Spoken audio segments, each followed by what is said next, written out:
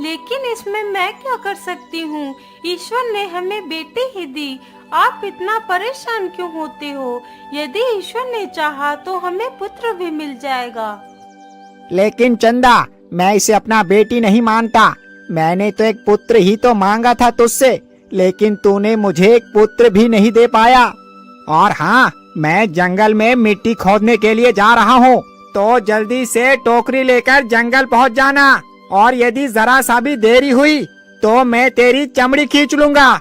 इतना कहकर कुम्हार अपनी पत्नी पर चिल्लाने लगता है। बेचारी कुम्हार की पत्नी चुपचाप खड़े होकर उसकी सारी बातें सुनती रहती है। नहीं नहीं जी, आप चलिए, मैं आपके पीछे पीछे आती हूँ। इतना सुनकर कुम्हार अपना फावड़ा उठाता है और जंगल की तरफ निकल पड़ता है।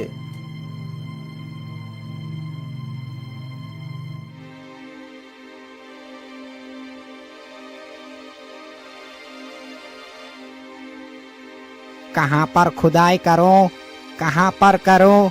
हाँ हाँ, ये जगह ठीक रहेगी। इतना सोचकर वह कुम्हार वहीं पर मिट्टी खोदने लगता है। कुम्हार की पत्नी एक हाथ से अपनी बेटी को उठाती है और दूसरे हाथ से टोकरी को उठाकर अपने सिर पर रखती है और जंगल की तरफ निकल पड़ती है।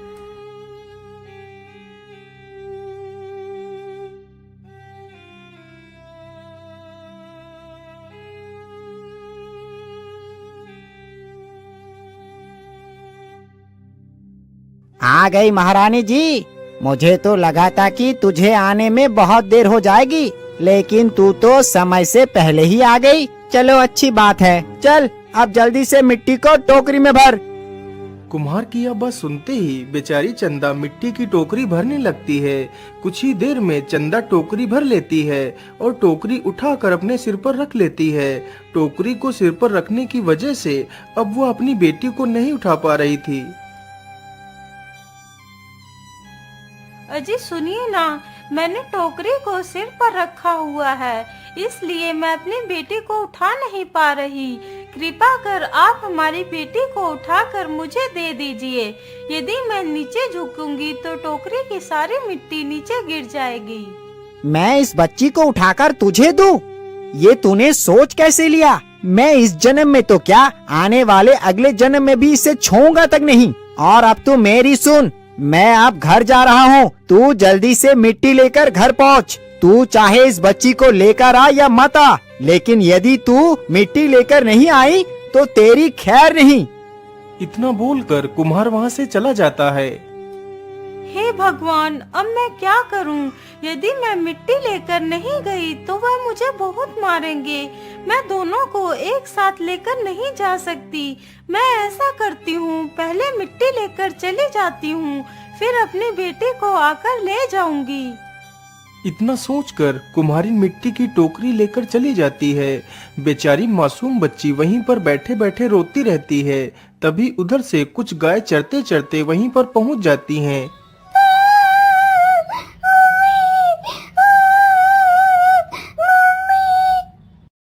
अरे बहन, यहाँ पर तो कोई किसी बच्ची की रोने की आवाज आ रही है। हाँ बहन, जरा उधर देखो, ये आवाज वहाँ से आ रही है। चलो चलकर देखते हैं। सारी गाय जब वहाँ पर पहुंचकर देखती हैं तो एक छोटी सी बच्ची उस स्थान पर बैठकर रो रही है। ये तो कितनी मासूम बच्ची है, लेकिन इसे यहाँ किसी दुष्ट ने ही छोड़ा होगा। पता नहीं उस दुष्ट को जरा सी भी दया नहीं आई इस मासूम पर। कहीं इसे कोई जंगली जानवर खा जाता तो क्या होता? मुझे लगता है ये बच्ची तो भूखी भी है। मैं ऐसा करती हूँ, जल्दी से इसे अपना दूध पिला देती हूँ। फिर वह गाय अपना दूध उस बच्ची को पिला देती है। दूध पीते ही वह बच्ची शांत हो जाती है। अरे बहन, अब हमें वापस चलने का समय हो गया है। अब हमें वापस चलना चाहिए। लेकिन इस बच्ची का क्या करे? यदि हमने इसे यहाँ अकेला छोड़ा तो इसे कोई भी जंगली जानवर नुकसान पहुँचा सकता है। मैं ऐसा करती हूँ, इस बच्ची को अपने साथ ही ले चलती हूँ। इतना कहकर वह गाय उस बच्ची को उठाकर अपनी पीठ पर बैठा लेती है। फिर वहाँ से सारी गाय वापस चली जाती हैं। उसके बाद बेचारी वह कुम्हारिन वहाँ पर आती है। अरे राम राम, मेरी बेटी कहाँ चली गई? मैं तो अपनी बेटी को इसी जगह पर छोड़कर गई थी। इतनी जल्दी मेरी बेटी कहाँ चली गई? हे भगवान, अब मैं क्या करूँगी? पता नहीं मेरी बेटी कैसी होगी और कहाँ होगी। हे भगवान, मेरी बेटी की रक्षा करना।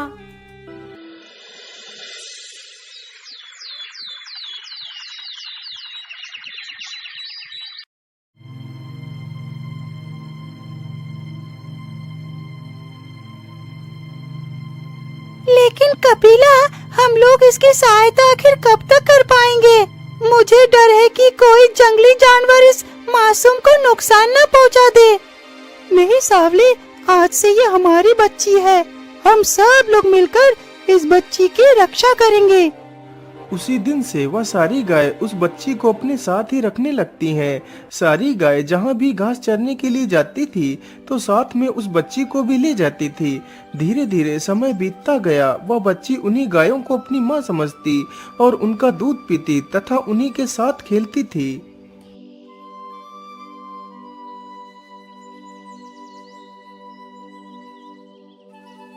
बेटी, अब तो तुम बड़ी हो चुकी हो और समझदार भी। इसीलिए हम चाहते हैं कि तुम यही घर में ही रुको। मैं जंगल से तुम्हारे लिए फल ले आया करूँगी। तुम यहाँ पर बिल्कुल सुरक्षित हो। ठीक है माँ, जैसी आपकी इच्छा। मैं यहीं पर रुक जाती हूँ। अच्छा ठीक है बेटी, अब मैं चलती हूँ। तुम अपना ख्याल रखना।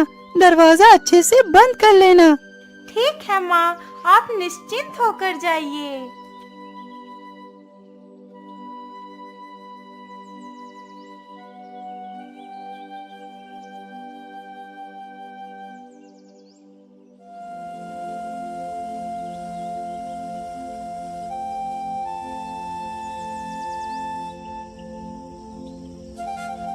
अरे वाह, ये जंगल तो कितना सुंदर है। जी तो करता है पूरे दिन मैं यहीं बैठकर इस सुंदरता को देखती रहूं। मैं ऐसा करती हूँ, थोड़ी देर इसी स्थान पर बैठ लेती हूँ, फिर घर के अंदर चली जाऊंगी। इतना सोचकर वह लड़की वहीं पर बैठ जाती है। तभी उधर से एक राक्षस शिकार की तलाश में घूमता हुआ उधर को ही आ रहा था। ओहो, आज तो पूरा जंगल घूम लिया लेकिन कोई भी शिकार नजर नहीं आया। पता नहीं आज मुझे कोई शिकार मिलेगा भी या नहीं, कोई पता नहीं। चलो कुछ देर और घूम लेता हूँ। ये सारी बातें सोचते सोचते वह राक्षस वहीं पर पहुंच जाता है। अरे ये कौन है? मुझे लगता है या तो कोई इंसानी बच्ची है। अरे वाह वाह, इसका नरम नरम मांस खाकर तो आनंद ही आ जाएगा। इतना सोचकर राक्षस दबे पांव उस लड़की की तरफ बढ़ता है।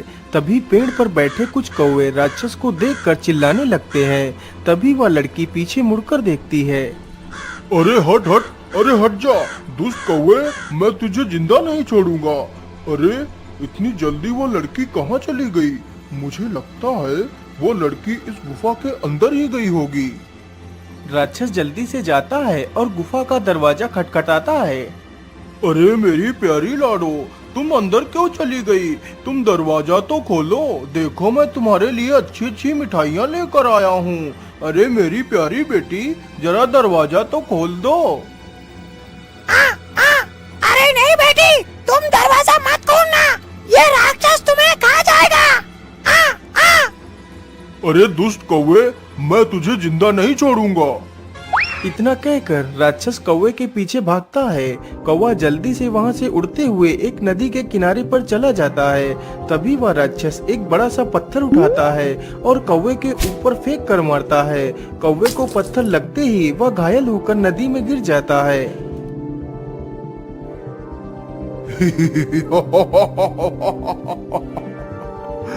अब आई ना अकल ठिकाने, बहुत ज्यादा होशियार बन रहा था।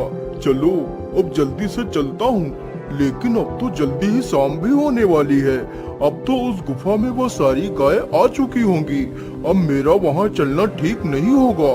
मैं ऐसा करता हूँ, कल सुबह ही मैं उस गुफा के पास जाऊंगा। तब तक वो सारी गाय गुफा से बाहर जा चुकी होंगी। अरे ये क्या बहन, यहाँ पर तो उसी राक्षस के पैर के निशान बने हैं। जिस राक्षस को हमने कुछ दिन पहले ही मार भगाया था। अरे सावली, पता नहीं हमारी बेटी कैसी होगी।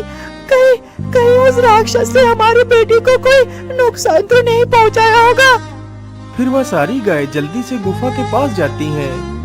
अरे बेटी, दरवाजा खोलो, मैं तुम्हारी माँ हूँ। मैं तुम्हारे लिए फल लेकर आ गई हूँ। लड़की जैसे ही अपनी माँ की आवाज सुनती है, वह जल्दी से दरवाजा खोल देती है और गाय से लिपट कर रोने लगती है। अरे बेटी, क्या हुआ? तुम रो क्यों रही हो? क्या बात है? माँ, आज एक बड़ा ही भयानक दिखने वाला एक प्राणी आया था। वह बार बार मुझे दरवाजा खोलने के लिए कह रहा था। कोई बात नहीं बेटी, तुम डरो मत। अब मैं आ गई हूँ। अब तुम्हें डरने की आवश्यकता नहीं है। उस दुष्ट की इतनी हिम्मत, मेरी बेटी को डराए। पिछली बार तो उसे जिंदा छोड़ दिया था, लेकिन इस बार उसे जिंदा नहीं छोड़ूंगी।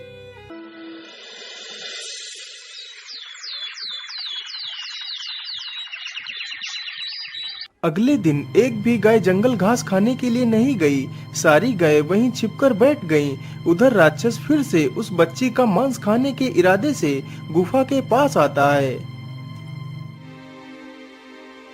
अरे मेरी प्यारी बेटी, जरा दरवाजा तो खोलो। देखो मैं तुम्हारे लिए क्या लेकर आया हूँ। राक्षस के बार बार बोलने पर भी जब दरवाजा नहीं खुला तो राक्षस को बहुत गुस्सा आया। ओहो, मुझे लगता है तू ऐसे दरवाजा नहीं खोलेगी। अब तो मुझे दरवाजा तोड़ना ही पड़ेगा। राक्षस जल्दी से एक बड़ा सा पत्थर उठाता है और दरवाजे पर फेंक कर मारता है तो दरवाजा अपने आप खुल जाता है और राक्षस अंदर चला जाता है।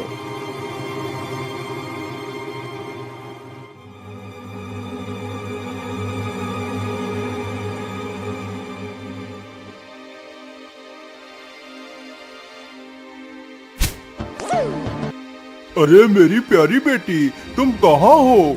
देखो मैं आ गया। हाँ हाँ मेरे प्यारे राक्षस, मैंने तुम्हें देख लिया। तुम आ गए हो, इसीलिए मैं भी आ गई। अरे तुम लोग यहाँ पर कैसे आ गई? तुम तो घास चरने गई थी। अभी तुझे अच्छे से बताती हूँ। इतना कहकर सारी गाय उस राक्षस पर टूट पड़ती हैं। कपिला बहन, मुझे छोड़ दो। आज के बाद मैं इधर कभी नहीं आऊंगा। अरे भगवान, क्या मुझे छोड़ दो।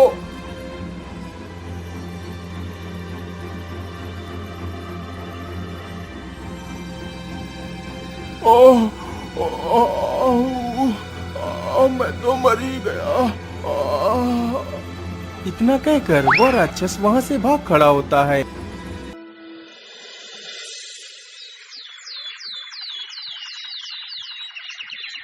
माँ, आज मैं भी आपके साथ चलूंगी।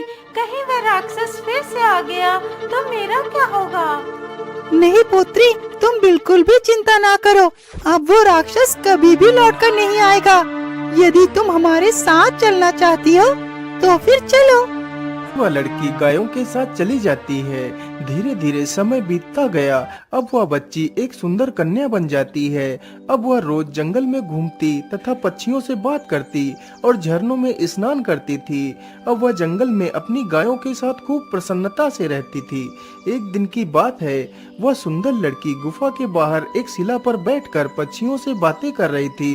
तभी उधर से एक राजकुमार गुजरता है।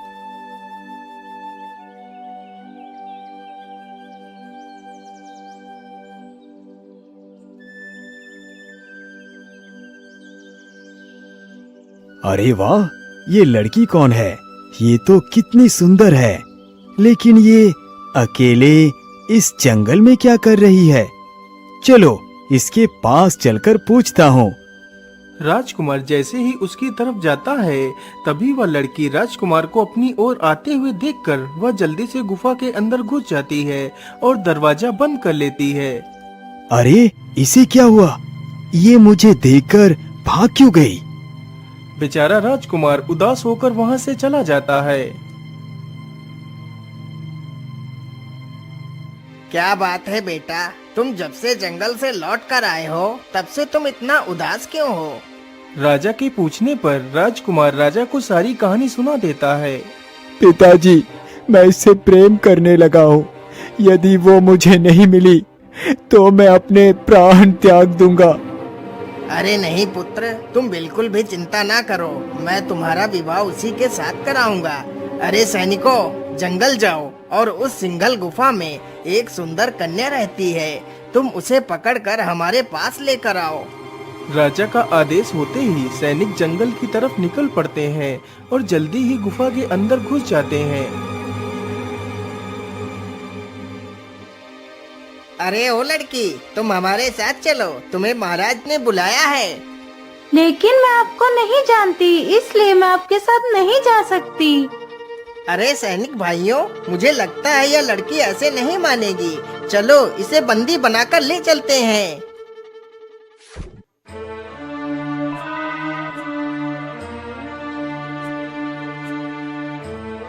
बेटी, तुम्हारा क्या नाम है? तुम डरो मत, हमें अपने माता पिता की तरह ही समझो। हम तुम्हें अपनी बहू बनाना चाहते हैं। राजा उससे कई सारे सवाल पूछता है, लेकिन लड़की डर के मारे कुछ भी नहीं बताती। अरे महाराज, आप भी ना, बेचारी अभी अभी आई है और आप उसके सामने सवालों के पहाड़ खड़े कर रहे हैं। चलो बेटी, तुम मेरे साथ चलो।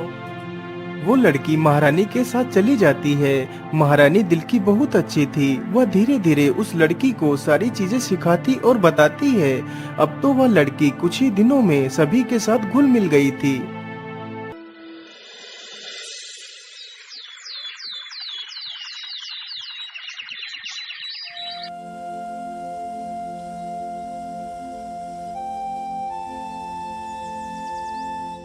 अरे बेटी, अब तो तुम हमें भली भांति जान और समझ चुकी हो, इसलिए अब मैं तुम्हारा विवाह अपने पुत्र वीरबल से कराना चाहती हूँ। इस पर तुम्हारी क्या राय है बेटी? माता जी, आप जैसा कहोगी मैं वैसा ही करूँगी।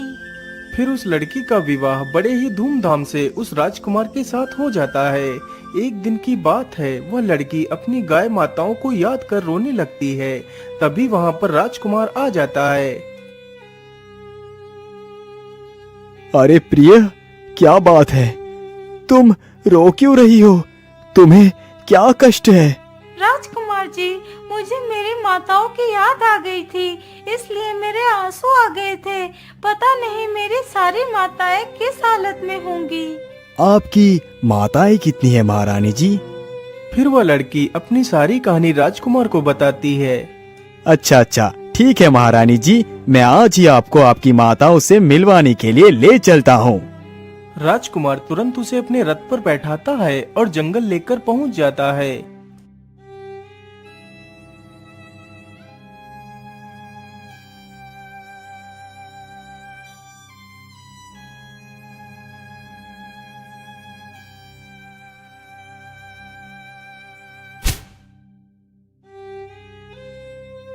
माँ, देखो मैं आ गई। उस लड़की की आवाज सुनते ही कपिला गाय तुरंत उसकी तरफ देखती है और उससे मिलने के लिए दौड़ पड़ती है। वह लड़की भी अपनी माता की तरफ दौड़ पड़ती है। दोनों एक दूसरे के गले लगकर रोने लगती हैं।